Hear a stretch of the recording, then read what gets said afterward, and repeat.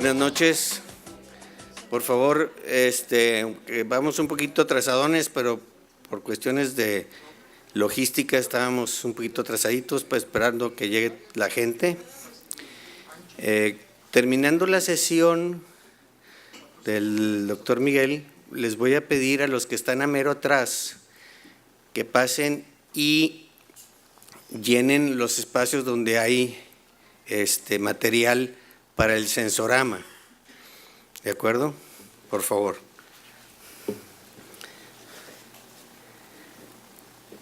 Buenas noches. Tengan todos ustedes, gracias por asistir en el 12ª sesión del año, esperando que sea de su agrado y lo vertido sea para bien de todos. Gracias también a los que se conectaron a través de la plataforma de Internet y en los diferentes estados de la República. Quiero dar gracias a Dios por estar aquí todos juntos con ustedes y desearles los mejores deseos para sus familias y amigos y que tengan felicidad, cordialidad, perdón entre todos y mucho amor en estas fiestas. Estos son los deseos que tiene la mesa directiva del Colegio de Pediatría de Nuevo León para todos ustedes y les deseamos los mejores éxitos para el próximo año y sobre todo mucha salud, ¿sí? Esperando que también el sentimiento que tenemos ahorita en la Navidad permanezca en nuestros hogares durante todo el año, que es el nacimiento de Jesucristo.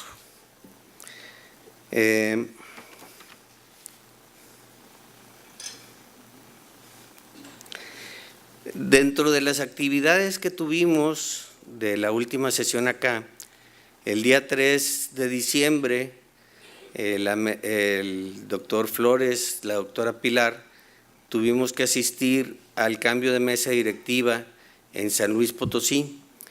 Se terminó el periodo del doctor Carlos Gilberto Alonso en la CONAPEME y tomó la presidencia de la CONAPEME el doctor Julio Carlón. En ese mismo evento también hubo cambio de mesa directiva de la Federación Noreste, terminando la presidencia el doctor Alberto Pérez Canedo y la doctora Pilar Campos es ahora la nueva presidenta de la Federación Noreste. En ese evento, pues prácticamente estuvimos representados toda la República y fue un evento bastante adecuado. También tuvimos el domingo 11 de diciembre, el evento de Santo Claus sí existe, que fue gracias a Dios y gracias a ustedes y a todos los que participaron con sus donaciones. Nos fue bastante bien. Desgraciadamente por cuestiones familiares yo no pude estar en el evento, pero me platican que estuvo perfecto.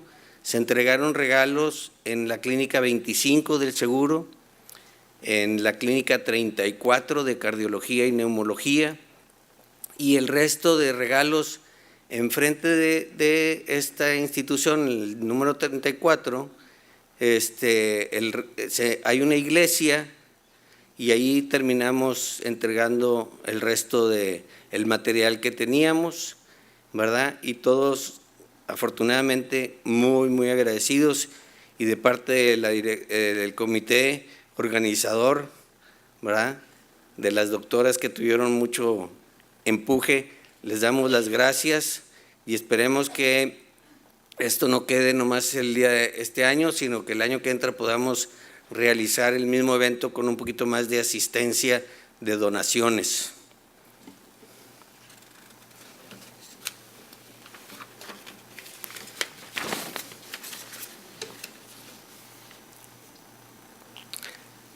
La sesión de hoy es con el tema Programa de la Salud Futura, Dinamismo de la Leche Humana. Está con nosotros el doctor Miguel Klunder, licenciado en Nutrición, doctorado en Ciencias, maestría en Ciencias, investigador en Ciencias Médicas tipo D, y tiene un currículum bastante interesante y bastante amplio, que pues me llevaría casi la mitad del tiempo que tenemos para poderlo decir. Entonces, es una persona que realmente sabe de qué vamos a estar hablando en estos instantes. Por favor, doctor Miguel, adelante.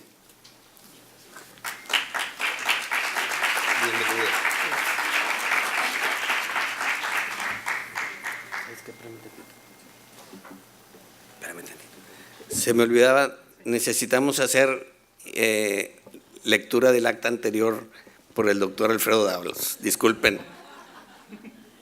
Estaba invisible, sí. Buenas noches. Monterrey, Nuevo León, a 15 de diciembre del 2016, acta correspondiente al 11ª sesión ordinaria del Colegio de Pediatría de Nuevo León, efectuada el día 17 de noviembre del 2016. Dicha sesión se realizó en el 8º piso del Salón Madrid del Centro de Convenciones Convex, con la asistencia de 178 socios presenciales y 39 en línea.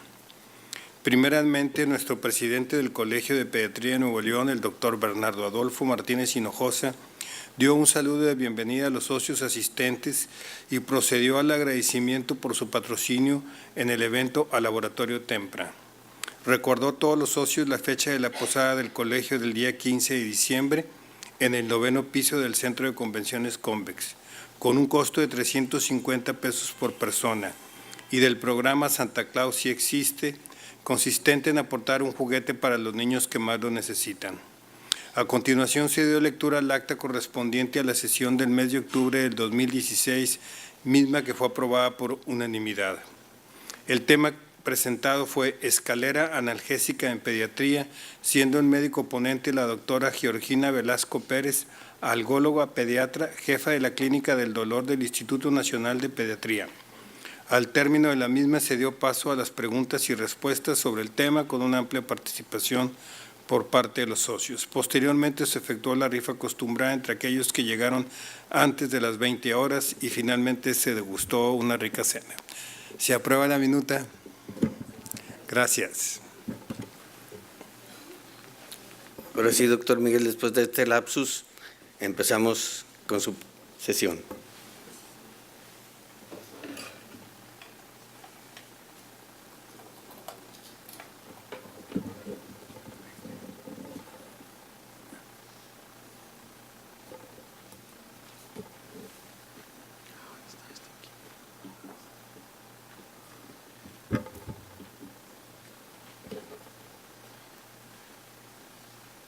Gracias.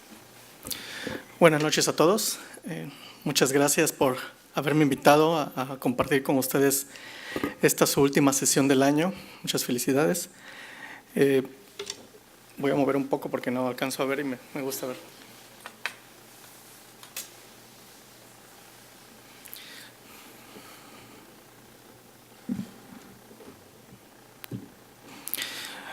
Muy bien. El tema que me invitaron a compartirles tiene por título Programación de la Salud Futura. Es un tema que me gusta mucho. He de platicarles que yo lo que me dedico es a investigación y que lo que veo principalmente es los problemas emergentes que tenemos a los niños: obesidad, diabetes, síndrome metabólico, diabetes tipo 2. Y creemos que todo esto nace aquí, en la programación de la salud futura. En los primeros meses, años de vida de los niños es donde estamos nosotros programando, implantando cosas que van a dictar la salud futura de nuestros niños. Voy a empezar con esta diapositiva. Esta diapositiva es muy conocida, es del doctor Bertolt Kolesko. Tuve la oportunidad de verlo hace 2 semanas. Esta diapositiva nos habla de los 3 principales ejes que hemos estado, o las 3 hipótesis que nos están llevando a las alteraciones metabólicas de los niños. La primera, que todo el mundo sabemos, que es de la desnutrición fetal. Esta propuesta por Barker principalmente y muchos seguidores posteriormente.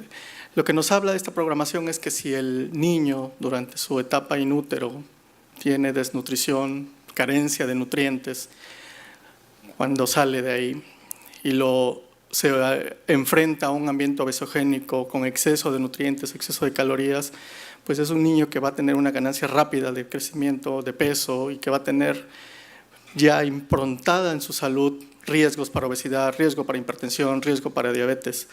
Pero de ahí han salido otras hipótesis sobre la sobrenutrición fetal, o sea, si el feto, su madre cursó durante el embarazo con diabetes gestacional, con hipertensión, con exceso de nutrientes, pues también lo está programando para que tenga alteraciones metabólicas a largo plazo. Y hay otras hipótesis del crecimiento postnatal acelerado, que antes un niño nacía chiquito y a fuerzas queríamos que ganara peso y que estuviera muy bien, porque la madre, si no lo ve grandote, pues no está sano. Y eso también lo está programando para la salud futura. Bueno, todas estas hipótesis y otras más lo que nos llevan es que se asocian con que el niño en la edad escolar principalmente presenta obesidad, síndrome metabólico, hipertensión y enfermedades cardiovasculares y otras enfermedades que antes se creían exclusivas de los adultos, como la diabetes mellitus tipo 2. Nosotros actualmente nos llegan 2, 3 niños nuevos cada mes con diabetes tipo 2. Entonces esto es un problema grave y que lo estamos teniendo por estos problemas que no cuidamos en las primeras etapas de la vida. Claro, todo esto está mediado por los genes, sí, por el medio ambiente es el más importante, porque los genes están ahí, pero el que detona todo esto es el medio ambiente al que estamos exponiendo al niño. A partir de estas hipótesis, pues la OMS lanzó la iniciativa de los primeros 1000 días, bueno, ahora tenemos 1500 días, pero yo me quedo ahorita con los primeros 1000 días de vida, que ustedes deben de conocer muy bien, en el cual nos dice que la etapa del embarazo es muy importante, pero también el primer año de vida, también el segundo año de vida, y que estos primeros 1000 días de vida es una ventana de oportunidad única. Esta frase está en todo el mundo, no es mía, no es… La OMS la ha lanzado y es muy importante. Los primeros 1000 días estamos con eso, que es una ventana de oportunidad única, principalmente por lo que estamos hablando de programación en la salud futura. Sabemos que durante la etapa del embarazo, los 270 días, pues es muy importante porque en esa etapa se programan muchas cosas. Entre ellas hay una programación metabólica, de crecimiento, inmunológica muy importante, sensorial. La que sigue, por favor. En lo siguiente, sin embargo, actualmente se sabe que esta programación metabólica continúa, ahí no termina. Antes no le tomábamos importancia a los primer año de vida, pero sigue una programación y sigue también una programación importante, tanto metabólica, inmunológica y de crecimiento. También se va a determinar mucho del crecimiento durante esta etapa. En las posteriores, en segundo año, también es importante, por supuesto, pero ya ahí se están consolidando muchas otras cosas como la socialización del niño, desarrollo, comportamiento, etcétera. Pero son importantes en estas etapas en las que nosotros debemos de incidir para que nuestros niños se programen metabólicamente sanos y no estén en riesgo. La que sigue, por favor. ¿Qué se programa? Crecimiento físico. Esta etapa es, todo el mundo sabemos, la mayor etapa de crecimiento físico extrauterino. Se triplica el peso, se aumenta el talla al doble. Una buena nutrición de la madre durante el embarazo es clave para optimizar el crecimiento, eso también ya lo sabemos. Pero lo importante de esta etapa, como todas las demás, es que una adecuada nutrición en el recién nacido y en el lactante es clave para garantizar el crecimiento durante el primer año de vida. Del desarrollo cognitivo también se desarrollan el 80% de las capacidades cognitivas, los niños aprenden a palabras en estos primeros 2 años, se triplica el tamaño del cerebro. Continúa la formación de todas nuestras conexiones neuronales, no me voy a detener en eso. Sin embargo, otra vez, esta etapa, la que sigue por favor, la buena alimentación y nutrición favorecen para alcanzar el mayor potencial posible de los niños. La que sigue. El desarrollo inmunológico también, en estos 2 primeros años de vida se organiza todo el órgano inmunitario más potente, que es la barrera intestinal. Depende de la vía de nacimiento, depende si tomó o no leche materna, depende a qué estuvo expuesto, si recibió antibióticos, es el perfil de microbiota que va a tener el niño. Madura también todo el resto del sistema inmunitario. Y nuevamente, la nutrición es el factor determinante de este proceso de maduración. Todos sabemos, otra vez, si la leche materna que recibe el niño tiene cierto tipo de bacterias el niño, el tipo de alimentos que recibe, el tipo de proteínas que recibe, los primeros alimentos, la alimentación complementaria, va a determinar todo este tipo de programación que nos va a hacer que durante la etapa posterior de la vida tengamos un desarrollo inmunológico adecuado. Y hablando de nutrición, pues este es nuestro estándar de oro, la leche materna. La leche materna sabemos que es un alimento increíble. Todos sus compartimentos tienen cosas muy especiales, muy importantes para el desarrollo del niño. Contiene macronutrientes, lípidos importantísimos, DHA, carbohidratos, proteínas, micronutrientes importantes, hierro, calcio, etc. Tiene ingredientes biofuncionales. Ahora sabemos que tiene muchos más ingredientes de los que nosotros pensábamos, pero también la leche materna nos está programando epigenéticamente con muchas otras sustancias. Contiene DNA de bacterias, contiene bacterias viables, contiene microbiota importante, contiene oligosacáridos, que también se han visto que tienen un efecto directo sobre la microbiota y que se han asociado también con obesidad en etapas futuras de la vida. Hablando de macronutrientes y en algo que nos vamos a centrar un poco en esta plática es que la leche materna tiene una cantidad y un tipo de proteína óptima para el crecimiento del niño. Y que entre los mamíferos la leche materna humana es la que menor cantidad de proteínas tiene, sin embargo, esta es de la mejor calidad y es la que necesita el niño en estos primeros meses de vida. Y hablando de la leche materna, una de las partes importantes que nos pidieron enfatizar es este dinamismo de la leche materna. Y sabemos que la leche materna cambia, está todo el tiempo cambiando. O sea, no es la misma del que tuvo en el primer día la madre, que tuvo el primer mes, el que tiene a los 6 meses. No es la misma que tiene en la mañana que en la noche, no es la misma al inicio de la tetada que al final, no es la misma de un pecho a otro. Entonces, la leche materna es un producto vivo que se está adaptando todo el tiempo y que debemos de considerarlo como eso, como un estándar de oro. Y aunque se ha tratado de emular, yo creo y considero que va a ser un poco difícil hacer todo este dinamismo que hace la leche materna. Y esto nada más es hablar así en resumen de lo que hace la leche materna. Todo el mundo aquí sabemos que todas las funciones y propiedades que tiene que pueden ser benéficas para los niños en casi cualquier situación. El que sigue, por favor. Hablando de estos cambios de la leche materna, quise traerles este artículo. Este es un artículo reciente, aunque este artículo no dice nada nuevo. Lo nuevo del artículo me hizo ponerlo, pero es consistente con lo que se ha estado reportando. En este artículo lo que quisieron ver es cuáles son los cambios temporales de la leche materna en su composición proteica principalmente. Tuvieron por ahí otros objetivos, sin embargo no hubo ninguna diferencia. Son madres, 540 madres, en las que evaluaron en diferentes etapas de la vida postnatal, qué calidad, qué cantidad de proteínas tenía la leche. Y eso es lo que observaron. Ellos midieron la leche de las madres de entre 5 y 11 días, después de 12 a 30 días, de 31 a 60, 61 a 20 y de 120 a 240 días después del nacimiento del niño. La anterior, por favor. La que sigue, perdón.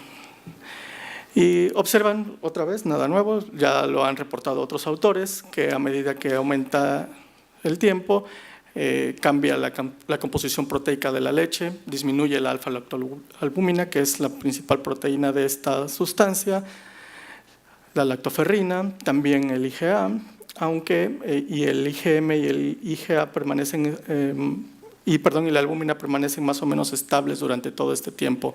A partir del primer mes, que ya se considera que se establece esta cantidad de leche. La que sigue, por favor.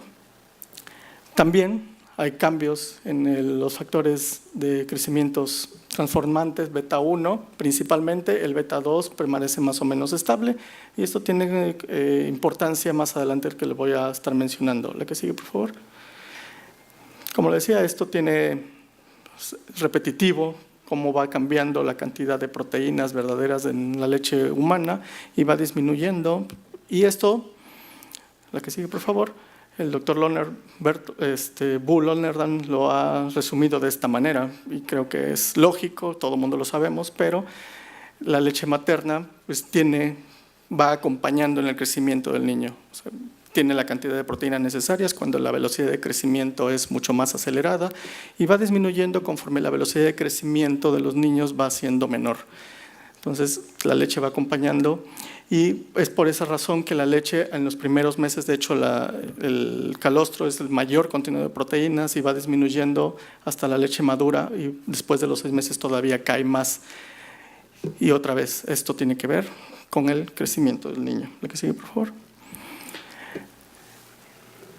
En esta diapositiva lo que yo les muestro es un artículo de hace más de 15 años del siglo pasado. Este artículo lo que nos menciona es una de las bondades de la leche y de la importancia por qué tomar leche materna, que nos han estado repitiendo. La leche materna nos protege, en este caso, sobre sobrepeso y obesidad.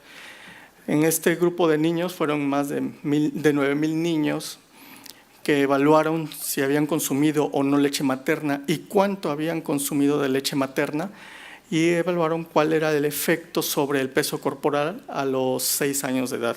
Observaron que los niños que habían tomado leche materna pues tenían las menores frecuencias de sobrepeso y obesidad.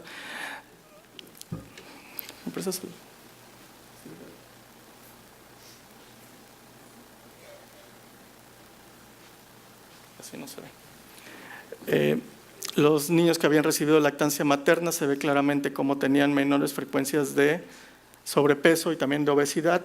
Y viéndolo de manera contraria, la lactancia materna en estos niños los protege de presentar sobrepeso. Un OR por abajo de 1 es de protección, 0.79, y un OR de 0.75 que es también de protección para presentar obesidad. Esto es en los niños que no habían consumido lactancia materna contra los que sí.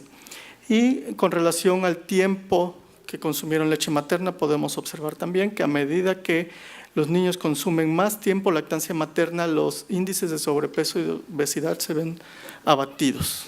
Entonces, así los niños que tuvieron lactancia materna menos de 2 meses, la frecuencia de sobrepeso es alrededor del 10% a los 6 años de vida, mientras que los que recibieron más de 12 meses, la frecuencia es alrededor del 4%. Entonces, esto es muy importante, es uno de los artículos que más ha servido para base para sustentar que la lactancia materna tiene un efecto positivo sobre la ganancia de peso. Sigue, por favor.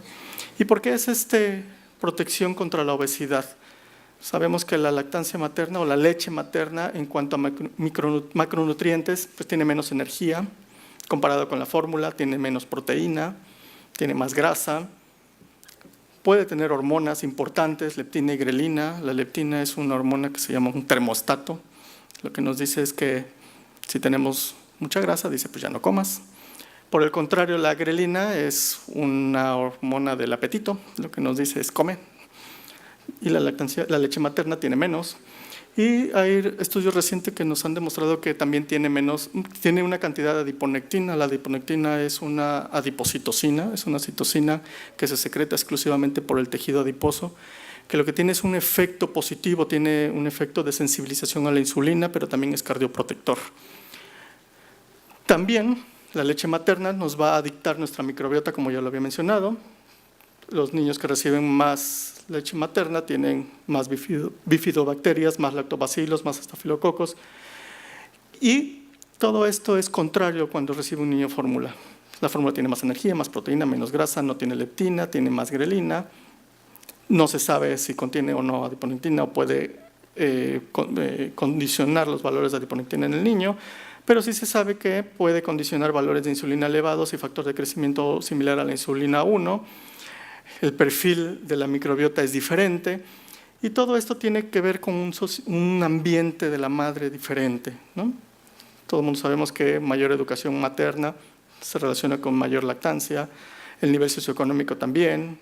Si la madre acepta vegetales, si tiene más control de la alimentación infantil, si tiene más autorregulación, va a dar más tiempo lactancia materna. Por el contrario, la madre obesa, la que tiene neofobia alimentaria, el que quiere controlar la alimentación del niño, va a preferir dar fórmula.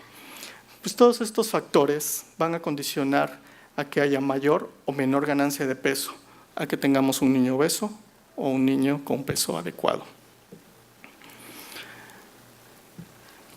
Otros macronutrientes también se han asociado, macronutrientes consumidos durante la primera etapa de la vida de los niños se han asociado con la presencia de sobrepeso y obesidad. Sin embargo, estudios recientes que han buscado intencionadamente la asociación, por ejemplo, de carbohidratos, el consumo de carbohidratos de la dieta, de la leche, sobre la prevalencia de sobrepeso y obesidad en etapas posteriores de la vida, no han encontrado evidencia suficiente que sustente esta asociación. Estoy hablando de los primeros 2 años de vida. Por supuesto que posteriormente sí hay una asociación clara. De lípidos tampoco han encontrado evidencia en el primer año de vida, sin embargo, después del segundo año de vida sí hay una asociación clara. Este artículo que buscó la asociación con carbohidratos sí la encontró con proteínas y la mayoría de la literatura a nivel internacional sobre el consumo de macronutrientes en los niños en los primeros años de vida se asocia que la proteína tiene un efecto hacia la mayor ganancia de peso en los niños. Este estudio, lo que buscaba era carbohidratos, no encontró su asociación, pero sí encontró que la asociación del consumo de proteínas de los 9 a 12 meses de edad tenía un efecto a los 6 años de edad sobre el peso corporal de los niños, el índice de masa corporal. Entonces, los niños que consumían en el cuartil 3, perdón, ese es el cuartil 4 de proteínas, o sea, si dividimos a la población en 4, el 25% más que consume proteínas entre los 9 y 12 meses tenía un índice de masa corporal mayor a los 6 años de edad comparado con todos los demás niños. De tal suerte que el consumo de proteínas también entre los 12 meses y 18 y 24 meses también se asocian a que el porcentaje de grasa corporal de los niños a los 7 años de edad sea también significativamente mayor. Estos análisis, vistos principalmente con dieta complementaria, los han seguido también con proteína durante el embarazo y también tiene que ver con la programación. Hay artículos, por ejemplo que fueron 965 mujeres embarazadas danesas, que se les hizo un cuestionario muy completo en estos años, entre el 88 y el 89. 19 años después, vieron cómo estaban sus hijos. Sorprendentemente, otra vez los hijos de las madres que durante el embarazo habían consumido mayor cantidad de proteína, eran los niños que también tenían un riesgo elevado de presentar obesidad a estas edades. Entonces, esta es una evidencia más de que la programación metabólica que estamos dando durante el embarazo es muy importante en la determinación de la salud futura de nuestra población. La que sigue, por favor. Y de ahí se han saltado a estudios para evaluar la cantidad de proteína que contiene la leche de fórmula sobre estos hallazgos. Este es el primer artículo que se identifica en el 2002, en el que evalúa la cantidad de proteína que tiene la leche materna y la velocidad de crecimiento en los niños. Ellos evalúan una fórmula que tiene 1.8 gramos de proteína por 100 calorías y otra que tiene 2.2. Y la comparan contra los que fueron alimentados al seno materno. Podemos ver que en longitud no hay diferencias, son muy similares. Y en cuanto al peso, visto como velocidad de crecimiento en gramos al día, pudimos observar este estudio que fue mucho mayor en los niños que consumieron mayor cantidad de proteínas. Ahí se ve relativamente pobre, pero si lo sumamos 6 meses de 3-4 gramos más por día, pues vamos a tener una gran cantidad de peso mayor en estos niños. La que sigue, por favor. Posteriormente, el grupo del Dr. Bertolt Kolesko ha estado insistiendo en este efecto de la proteína contenida en las leches sobre el peso de los niños.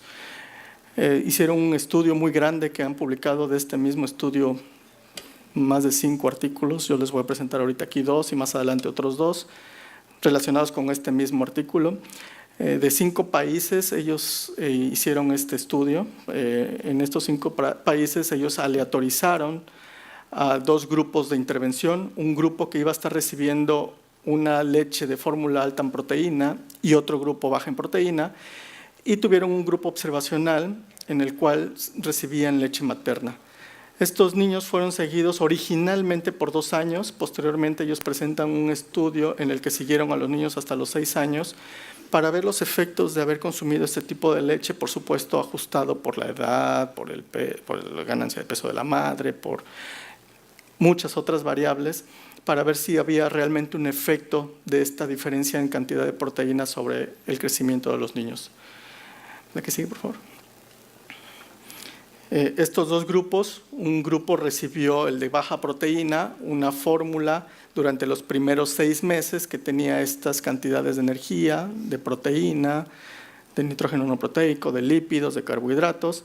Después de los 6 meses les dieron otra fórmula también baja en proteína, que por supuesto cambiaba un poco en su composición. Los niños que recibieron una fórmula alta en proteína tenían estas características, se dan cuenta principalmente en proteínas es lo que cambia. De 1.2 recibían estos 2 y de estos de 1.6 recibían 3. Y el grupo control también evaluaron la cantidad de proteínas de la leche materna y se pueden ver más o menos consistente. De hecho, a los 6 meses es 1.1 gramos por 100 mililitros de leche. La que sigue, ahora veremos qué les pasó a estos niños. En los primeros 2 años ellos pudieron observar en cuanto a la longitud para la edad, vista como puntaje Z, ellos pudieron observar que los niños más o menos crecían de manera similar, sí se ve un poco más que los niños amamantados tenían un poco menos de longitud, pero estadísticamente no había diferencias entre los 3 grupos de estudio. La que sigue, por favor. El seguimiento a los 6 años mostró que el puntaje Z de estos niños era similar. O sea, ¿qué quiere decir? Que los 3 grupos, independientemente de la cantidad de proteínas que reciban, muy poca con la leche materna, regular con la fórmula y alta con la otra fórmula, los niños al final alcanzan una estatura adecuada. De hecho, están por arriba del 0. Es una estatura muy, muy buena para esos niños. Por supuesto, son de 5 países europeos. La que sigue, por favor. Sin embargo, cuando ellos evalúan el índice de masa corporal de estos niños que recibieron las 2 fórmulas, ustedes pueden ver que en azul están los niños que recibieron la fórmula baja en proteínas y en verde los que recibieron la alimentación al seno materno.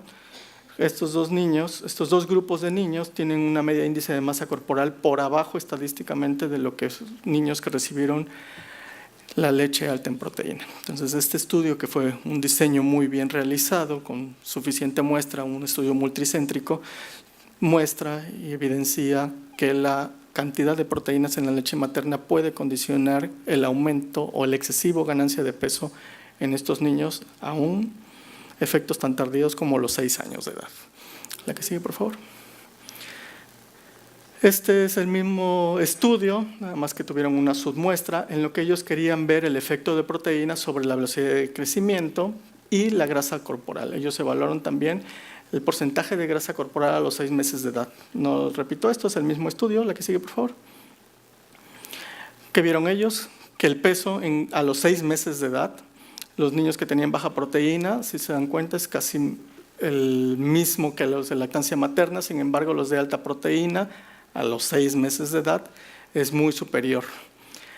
Por otro lado, el total de masa grasa, podemos observar que los niños que recibieron lactancia materna, la cantidad de grasa corporal que ellos tenían era inferior comparada con las otras 2 fórmulas, pero ya visto como puntaje Z de porcentaje de grasa corporal o de masa grasa en estos niños a los 6 meses de edad, con la lactancia materna estaban un puntaje Z por abajo, los de baja proteína estaban, podemos decir que en la media poblacional. Sin embargo, los de alta proteína habían ganado cantidad de grasa excesiva comparado contra los 2 grupos de estudio. La que sigue, por favor. Y por último, este mismo grupo de estudio hizo y evaluó cuál era la respuesta metabólica y endocrina a este tipo de fórmulas. La que sigue, por favor. ¿Y qué vieron? Tuvieron muchos resultados. Les resumo que en el factor de crecimiento similar a la insulina 1, los niños que recibieron la proteína alta, la fórmula con grandes cantidades de proteína, mostraron mayores concentraciones de este factor y de péptido C también. El péptido C lo que nos indica es cuánta cantidad de insulina se está produciendo. Es un indicador intermedio de la capacidad pancreática que tenemos, pero también nos está indicando que se está produciendo más insulina de la que se debe. Entonces, los niños que estaban consumiendo proteína alta tenían estos 2. Y esto fue la base para decirnos muchas otras hipótesis que veremos más adelante. Ellos también observaron que la cantidad de este factor de crecimiento similar a la insulina 1 a los 6 meses de edad tenía una correlación directa con el cambio en el peso para la longitud de estos niños. O sea, este factor de crecimiento sí tiene un efecto directo con la ganancia de peso, como todos sabemos. O sea, eso era lógico, pero no se había observado en estos grupos de edad. La que sigue, por favor. Y a partir de ahí muchos estudios han evaluado el efecto de la cantidad de proteínas en las leches maternizadas sobre el índice de masa corporal. Este estudio, ya en el 2014, hace 2 años, evaluó que el índice de masa corporal de los niños con alta proteína era casi el doble de los que habían recibido la proteína baja. No es el doble, perdón, es 0.51 kilogramos sobre metro cuadrado más, y que tenían 2 veces más riesgo de presentar obesidad que los que habían recibido proteína baja en las fórmulas. La que sigue, por favor. Este otro estudio de Nostroza, también en el 2014, nos muestra algo similar. La ganancia de peso de los niños que recibieron fórmulas altas en proteína era diferente a los grupos control, que era lactancia materna y de baja proteína. Y esto se ve reflejado en el índice de masa corporal, en los que grupos que reciben alta proteína tienen un mayor índice de masa corporal. ¿La que sigue? Esto es otro estudio en el que evaluaron apenas, no tiene todavía volumen, en el que vieron que la grasa corporal, la capa grasa peritoneal, tienen diferencias significativas en los niños que reciben proteína alta. ¿La que sigue? Y últimamente, este es un resumen que se presentó en las FAGAN, lo que nos muestra también es los mismos resultados. La frecuencia de sobrepeso y de obesidad es mayor en los niños que reciben las cantidades altas de proteínas. Si se dan cuenta, los que recibieron alta proteína, 200 niños, tenían 18% de sobrepeso comparado contra 15 y 14 de los de baja en proteína y 15 de los de la alimentación al seno materno. Y los obesos eran el 10% comparados con el 5%, o sea, la mitad de ellos que tenían fórmulas bajas en proteínas y contra 3% de la lactancia materna. Entonces, esto que presenta el doctor Bertolt Kolesko ha sido repetitivo en todos los demás estudios que han continuado con esta línea en que evalúan el porcentaje de grasa en las fórmulas sobre el índice de masa corporal, la adiposidad de los niños. La que sigue, por favor. Y este es un resumen de esto. ¿Por qué? La hipótesis del aporte excesivo de proteínas en la infancia y que también nos está programando metabólicamente para etapas posteriores de la vida, como lo vimos a los 6 años, es que el aporte elevado de proteínas nos hace que también consumamos una alta cantidad de aminoácidos que estimulan la liberación de la insulina, aminoácidos que también son esenciales, pero que en exceso también son perjudiciales. Estos son aminoácidos esenciales ramificados, que lo que hacen es que aumente la cantidad de insulina y factor de crecimiento similar a la insulina tipo 1, que aumente la actividad hipogénica. Estos dos lo que hacen es que en esta etapa de crecimiento lo que se hace es que se creen mayor cantidad de adipocitos. ¿Y qué pasa si hay mayor cantidad de adipocitos en la edad futura? Pues vamos a tener obesidad. Y esto, pues por supuesto que va a condicionar que la ganancia de peso a los 0 a 24 meses y mayor riesgo de presentar sobrepeso u obesidad en la etapa escolar, que es hasta donde se ha evaluado estos efectos. Esto es tomado textualmente del doctor Samuel Flores Huerta, que dice que con estos datos que se han presentado, todos estos estudios, que cuando el amamantamiento no es posible, las fórmulas no deben exceder 1.8 gramos de caloría y que se debe usar proteína de suero modificada. Vamos a hablar ya no solamente de la cantidad de proteínas, sino que también la calidad de las proteínas es importante. Nosotros sabemos que la leche materna y la leche de vaca es diferente en muchos sentidos. Yo nada más les voy a mostrar este. La relación de treonina y triptófano entre las dos es muy diferente. La relación de la leche materna es 2:1, mientras que la de la leche de vaca es 3.6, o sea, el menor contenido de triptófano y mayor contenido de treonina. ¿Y por qué es importante el triptófano? Porque es un precursor de neurotransmisores como la serotonina, que tiene muchas implicaciones sobre la conducta, la regulación del hambre, del apetito, etc. Y eso, entre muchas otras funciones de conducta de los niños. La que sigue, por favor. En este sentido, también se han hecho esfuerzos por varios grupos en que eliminar esta parte o esta porción de proteínas que se llama caseín glucomacropéptido. ¿Y qué es lo que hace esto? Al eliminar esto y obtener una fórmula que no tenga este péptido, la que sigue por favor, es que en este estudio que evaluaron la optimización de la proteína, al no tener nos baja la porción de trionina importantemente, y al aumentar, para compensar la pérdida de este péptido, aumentar la lactoalbúmina, que por supuesto que es la proteína principal de la leche materna, que es rica en triptófano.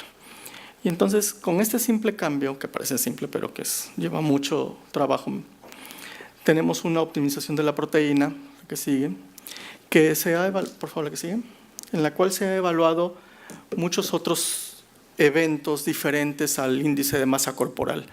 También se ha evaluado el índice de masa corporal sobre esto, pero ya no los quiero aburrir con el tema de obesidad. Se ha visto que el tipo de proteína y salud digestiva, ¿sí? En este estudio, en el que evaluaron fórmulas con suero, fórmulas con caseína y leche materna, aquí están las cantidades que tenían, principalmente en cuanto a suero. Caseína, la fórmula que estaban probando, la fórmula de suero tenía mayor proporción de suero y la fórmula control tenía mayor proporción de caseína, la que sigue por favor.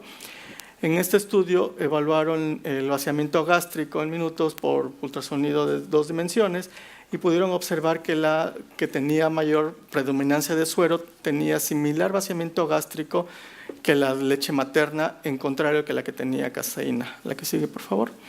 Y este mismo estudio también evaluó la consistencia de las evacuaciones y pudieron observar que la que tenía caseína era significativamente mayor en proporción de niños que referían sus madres que sus heces eran duras.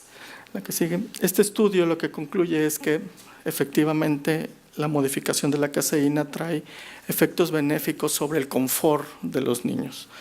Este otro estudio que evaluó el volumen residual gástrico total al día 21, esto cabe mencionar que eran niños pretérmino en el que se evaluó este estudio, y el control era una fórmula estándar para niños pretérmino y esta era una fórmula estándar similar a esta, nada más que hidrolizada. Y lo que pudieron ver claramente es que el volumen gástrico en la fórmula era mayor la proporción de niños lo que le presentaban al día 21, y eso era también importante para poder después avanzar en la alimentación de los niños. Este es un indicador muy importante. También se ha visto otro estudio por Villard, en el 90, pudieron evaluar que la leche materna, cuánto residuo gástrico tenían a los 120 minutos, que era menor, y con la proteína hidrolizada del lactosuero era muy similar a la leche materna, no así con el lactosuero no hidrolizado y mucho menor que la caseína no hidrolizada. Otra vez, este estudio fue hecho con niños que habían presentado reflujo y se hizo entre niños que tenían entre 0 y 1 año de edad. Y otra vez, este tipo de proteína lo que nos está ayudando es que podamos integrar a los niños a una alimentación más completa. La que sigue, por favor. En cuanto a trastornos gastrointestinales funcionales diversos que evaluaron en este estudio a los 6 meses de edad, pudieron ver que la proteína hidrolizada de suero tenían los niños menos frecuencia de trastornos gastrointestinales funcionales que los niños que estaban alimentados con caseína principalmente, y aún así con un grupo que había presentado con lactancia materna. En cuanto a este tipo de proteína hidrolizada y su impacto sobre el vaciamiento gástrico, hay un metaanálisis en el que evalúa su efecto positivo, una disminución de sobre el vaciamiento gástrico. Esto está en vías de publicación. La que sigue, por favor. En cuanto a alergia y la proteína de leche hidrolizada, esto ha sido muy controversial. Aquí les presento un estudio muy grande, el estudio Gini, que seguramente muchos de ustedes lo conocen. En este estudio se valoran a 2.252 niños, en el cual estos niños tenían manifestaciones. ¿Cuáles eran sus manifestaciones alérgicas 15 años después de que habían recibido ese tipo de fórmulas? Un grupo de niños recibió fórmulas estándar, otros niños recibieron fórmulas parcialmente hidrolizadas de suero, completamente hidrolizadas de suero y completamente hidrolizadas de caseína. ¿Y cuáles fueron los resultados?